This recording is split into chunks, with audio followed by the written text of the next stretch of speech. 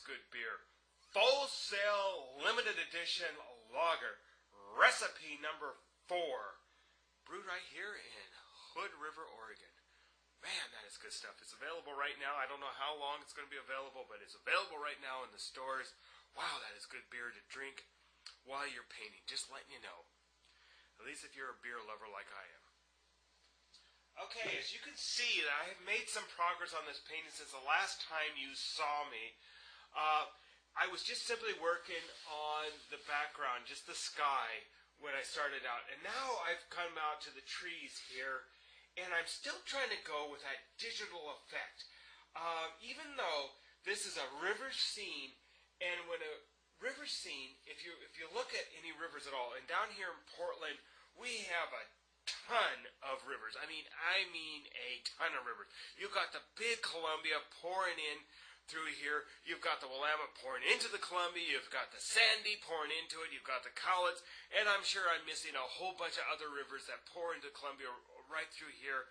It is a lot of frickin' water, I'm telling you. But what's cool about all that water is that in the morning you get this mist that rises up. And that's what I'm going to try to capture. I'm going to try to capture that softness. But even though I'm going to go with this digital background, and let me just bring that cam a little closer so you can see what I'm talking about. Notice how I got all these little squares. And there's got to be a subtleness to it. But yet, at the same time, as I get further away, it gets darker as it gets away from the sunlight source here. Down over here, since this is more hill, sunlight cannot penetrate hill. It can penetrate trees to a certain extent, so you're going to have some interesting effects with the light. And also what's kind of cool about a river scene is the fact that I'm going to have a lot of water down here.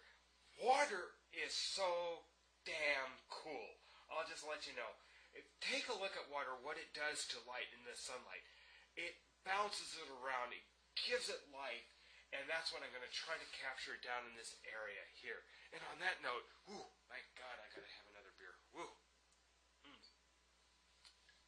Okay, going back to the acrylics, the colors that I'm using, and remember, acrylic you thin with water, so I'm going to put my brush here into water, and this is a square brush, and this is what I'm using on this particular style of painting.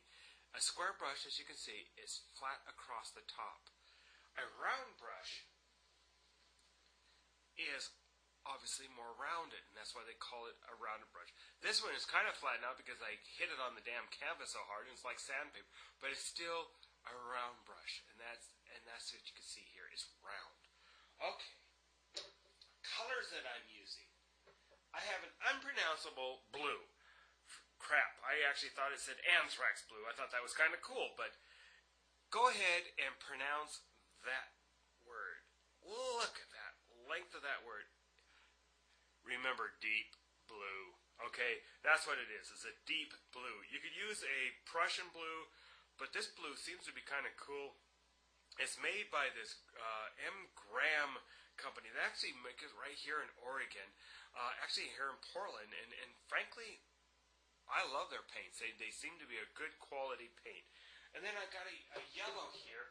You could use a cadmium yellow. Right now I'm using, what, frankly, being the warped brain that I am, I thought it said asshole yellow, but it's actually AZO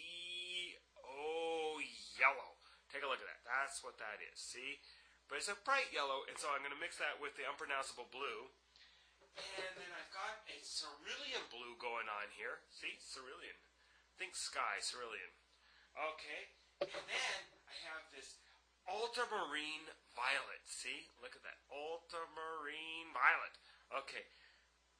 That's color. Just be careful with this one because you could screw up a painting really easily with this one because it is such a wild color. It's just strong. It will take over everything. So just be careful how much you use this one. I'm also using a cadmium red. There you go, see the cadmium red? And that's also another Graham production here. And then I use a titanium white just to kind of balance out the things here. Titanium white. And that's what I'm using here. Okay, so I'll shut up now and actually paint a little bit. I'm sticking my square brush into this water here. And I got my little titanium white going on here. A little bit of the unpronounceable blue. A little bit of that cerulean blue. That's more pronounceable. But back to the unpronounceable blue. Just mixing that in there. And then I've got the asshole. Oh, I'm sorry. I shouldn't have said asshole yellow. Azo yellow. And I'm going to do that. There you go. Mixing that in there. And a little more titanium white. That's what I'm doing. Okay. And I'm going to work on that. And look at that. See? I don't know if you can see that. And the key here on a painting, you don't ever want to be using thin paint. Don't skimp on the paint, because years after you do this painting, you're going to like, oh, God, look where I skimped on that damn paint. You don't want to do that, just to let you know. But, you know, you want to do that, because God knows I've done enough of those paintings, and you're like, you'll see them years later, oh, God, look at, I could actually see the damn canvas. But painting as we go, and you kind of just want to move all over the place with this thing. And on that note, you know, I got to kind of stop, because unfortunately YouTube only has so long that it will download. And I'm going to drink a little more of my beer. Damn, that's fine beer. Mix yourself a cocktail. Pour yourself your glass of wine, a red wine, white wine, whatever you like. Drink a beer. And if you're underage, okay. Have a pop. You know, whatever. Take it easy. Enjoy painting, because that's what all painting is about, is enjoyment. Either looking at it or enjoyment painting it.